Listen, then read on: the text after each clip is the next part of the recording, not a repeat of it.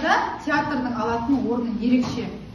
Театр арқылы балалардың ойлау қабілетін, эстетикалық талғамын, қиялын дамыта аламыз.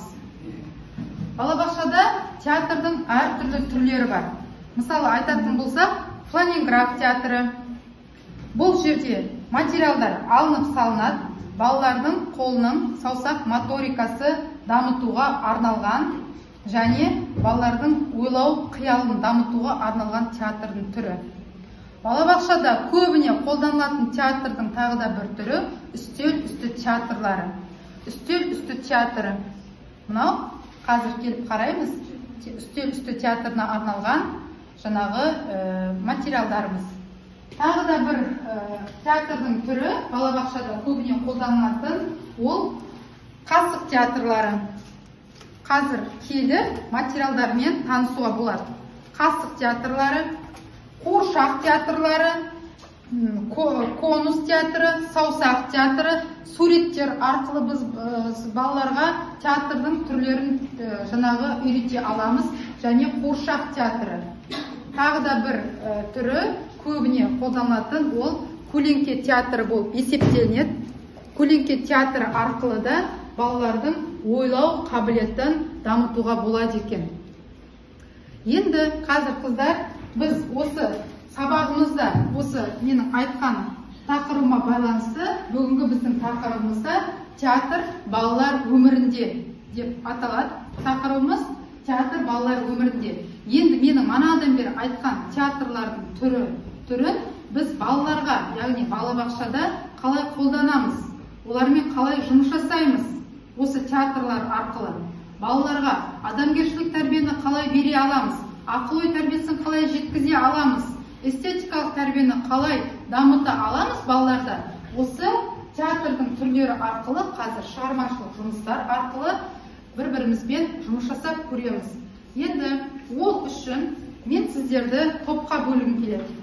Топқа бөлем. Мен қазірге осы тапсырмаларды орындайтын боласыңыздар. Қазір. Ең бірінші, қазіргі бірінші сұрақтарымыз сіздерге арналған, балаға театрланған ойын түрлерінің маңызы қандай деген сұраққа жауап берейікші. Өз сөздерімізбен еркін форматта жауап беріңіздер. Қалай ойлайсыңыздар сіздер? Балаға театрланған ойындардың түрі маңызы қандай? Осы алдыңызда тұр, міне сіздердің алдарыңызға да қойдым әртүрлі театрдың түрлерін. Осыларға қарап айтыңдаршы, қандай маңызы бар деп ойлайсыңыздар? Кім жауап бергісі келеді? Театр қойылым арқылы балалардың тілін дамытуға болады. Дұрыс айтасың. Тілін дамыта аламыз екен, баланың. Тағы да. Театр балаға қуаныш, ұмытылмас әсер сыйлай алады. Дұрыс айтасыңыз. Келесі. Жақсылық пен жамандықты үйретеді.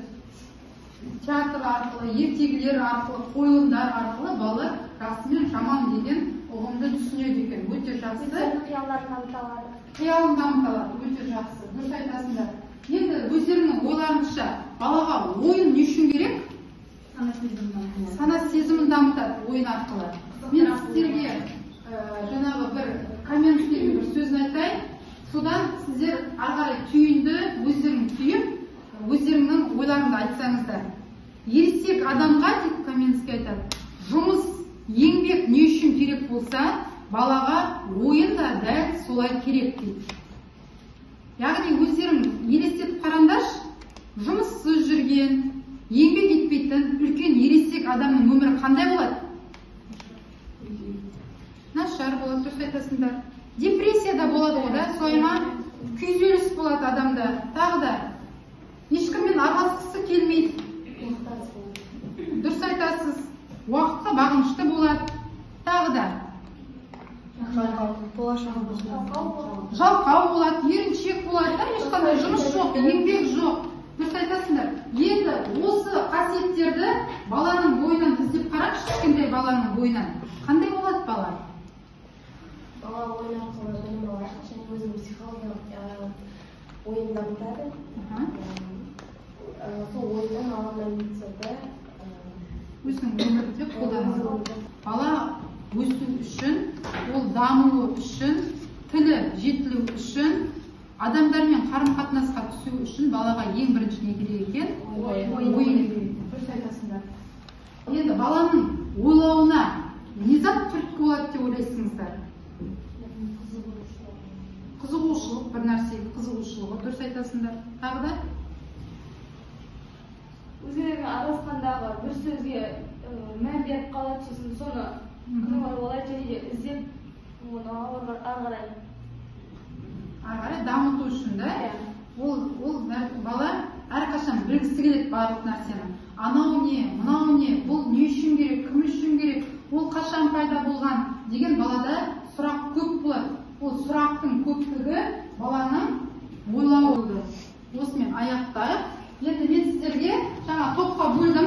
Топта сіздерге мен тапсырма бар дедім да, ішінде. Jigsaw стратегиясы арқылы сіздерге қазір берілген мына тапсырма. Бірінші топқа үйшік деген ертегі топ бастайды. Кішкене дайындалады, уақыт беремін сіздерге дайындалуға. Кейіпкерлеріңізді алыңыздар, қолдарыңызға. Ашық алаңқайда кіп-кішкентай үйшік тұрған. Бірде оның қасынан өтіп бара жатқан тышқан көреді. Тышқан тоқтап: Сөпсүйкімді, бұл кіп-кішкен. Тышқан бос үйшікке кіріп осында тұрып жатады. Біраз уақыттан кейін үйшіктің маңына кіріп баққа келеді. Сөпсүйкімді, кіп-кішкентай, бұл үйшікте кім бар? деп сұрайды. Мен қызауық тышқанмын. Ал сен кімсің? Мен бақылдауық бақамын. Кел бірге тұрайық. Бақа бақ-бақ деп секіріп күледі. Тышқан екеуі тіл табысып бірге тұрады. Енді үйшік қасына ыққып-ыққып қоян келеді. Сөпсүйкімді, кіп-кішкентай, үйде кім бар екен? деп сұрайды. Мен қызауық тышқанмын. Мен бақылдауық бақамын. Ал сен кімсің? Мен қорқақ қоянмын. Кел бірге тұрайық. Қоян үйшікке кіреді. Осылайша үшеуі бірге өмір сүреді. Алыстан бұл үйшікті күлкі көреді.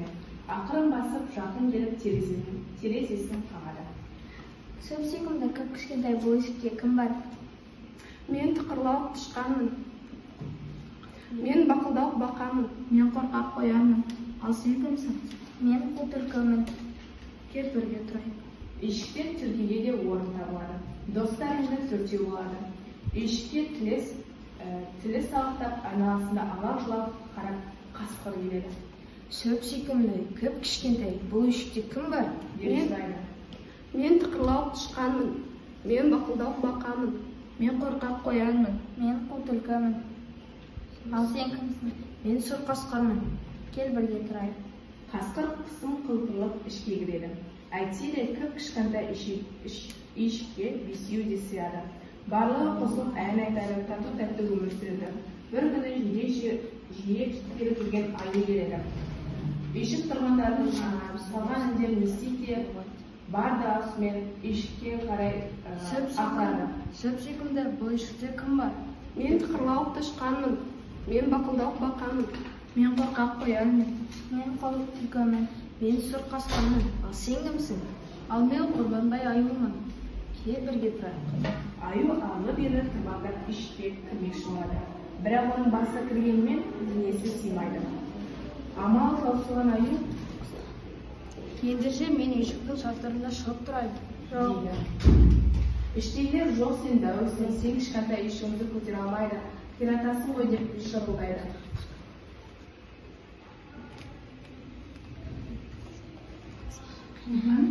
Қорықпаңдар, түкте болмайды деп аю олардың сөздеріне құлақ аспайды. Кіп-кішкентай үйшіктің тұрғындары амалсыздан келіседі. Аю тұрбаңдап үйшіктің төбесіне шығады. Сол екен үйшік сытылап шашылып қалады. Тақырлауық тышқан, бақылдауық бақа, қорқақ қоян, қу түлкі, сұр қасқыр барлық ағайындысын үйшіктен шығады. Аюға олар ренжімейді, қайта барлығы бірігіп жаңа үйшік тұрғызып кірісіп кетеді. Осылайша достар өзіне әп-әдемі жап-жаңа үйшік салып алыпты. Жақсы. Рахмет. Театры, қуыршақ театрының ішінде бауырсақ, орыс ертегісі. Солай ма қыздар?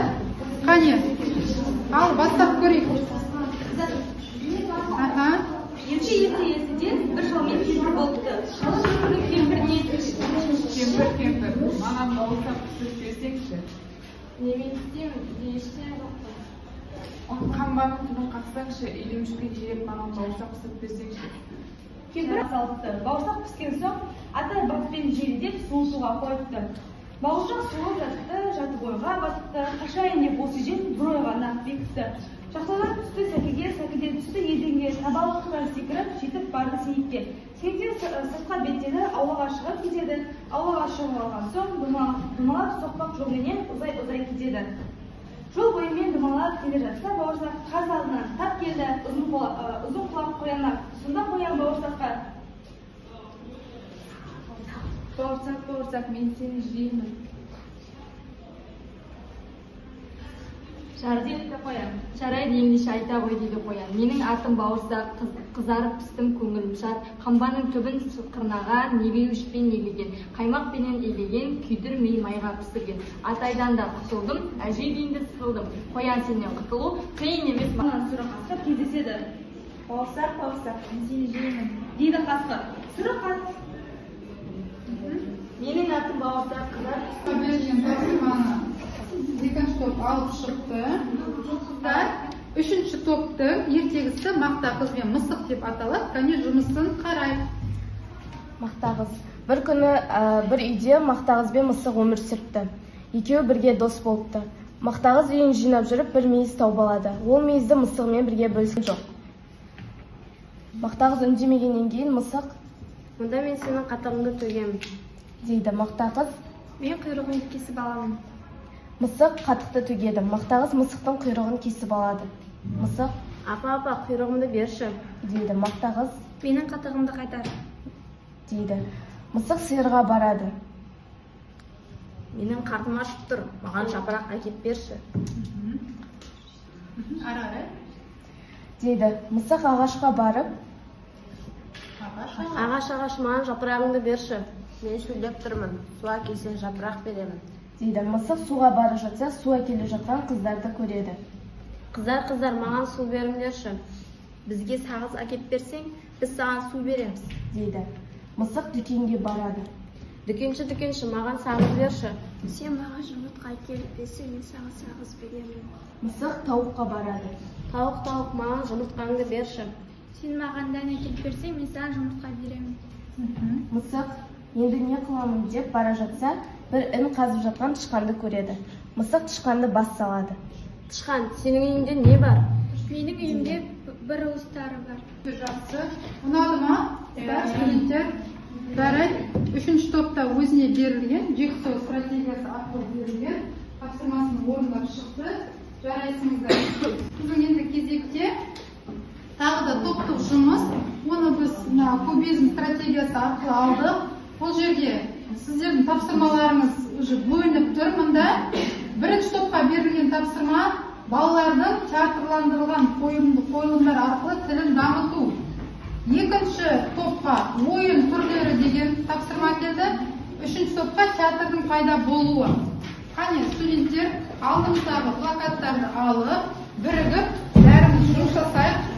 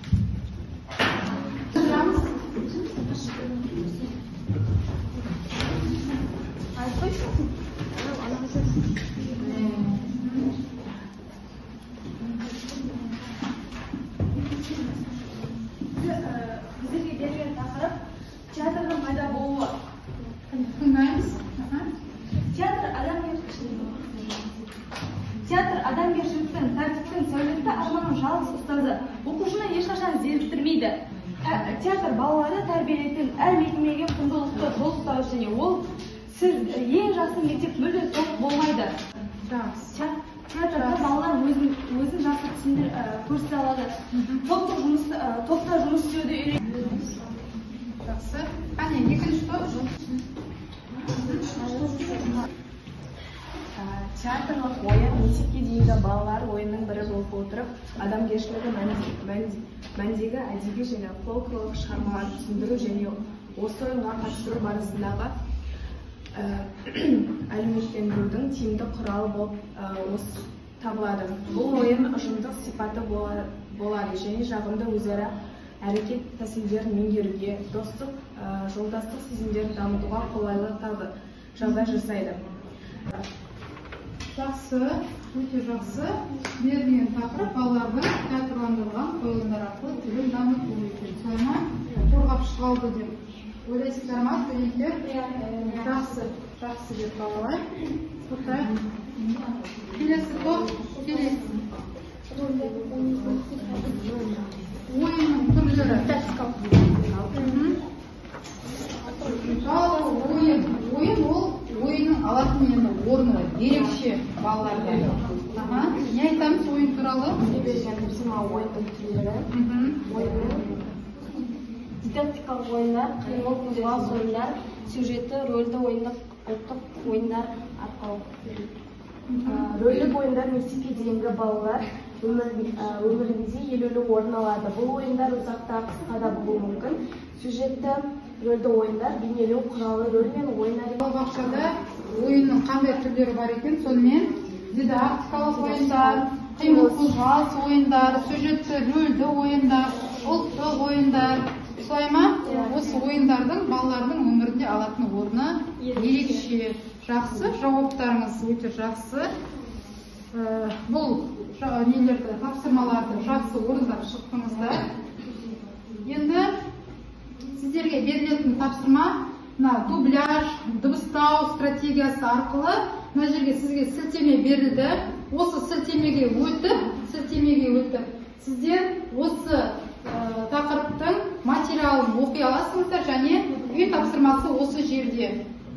Енді келесі біз сабақты аяқтаймыз. Сабақты өрмекші торы деген ойын арқылы аяқтағым келіп тұр. Менің қолымда мынандай жіп бар. Осы жіпті бір-бірімізге беру арқылы осы сабақтан не түсініңдер, сол туралы айтасыңыздар да, мысалы үшін келесі адамға бересіңіздер. Мысалы үшін мен осы ойында, осы сабақта ойындардың түрлері туралы түсіндім. Денде, мысалы үшін Ұлжанға беремін. Ары қарай Ұлжан бере бер, кім бересің? Бір шетін ұстап қалдырақ өзің. Бір шетін ұстап тұр да, екінші шетін бер.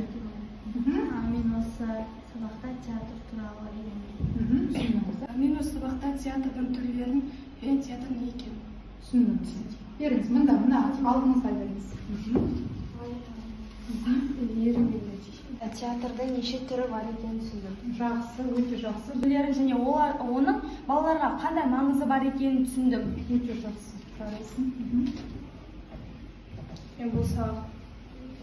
Мен бұл сабақта театрда қуыршақтармен қалай ойнау керектігін түсіндім. Өте жақсы. Мен осы сабақта театрдың қойылымдарын қалай ойналатынын түсіндім. Жақсы.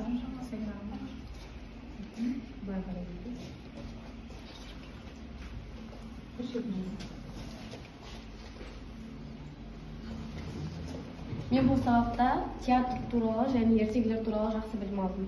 Жақсы. Жарайсыңдар.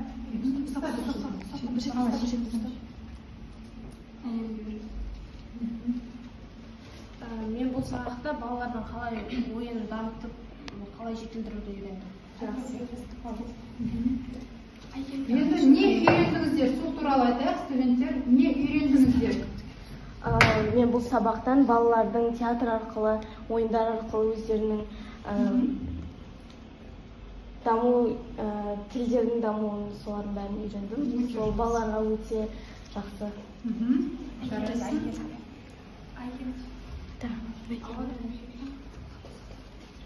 Мен бұл сабақта театрдың қандай түрлері және қалай ойнау керек екенін түсіндім. Жақсы, жарайды.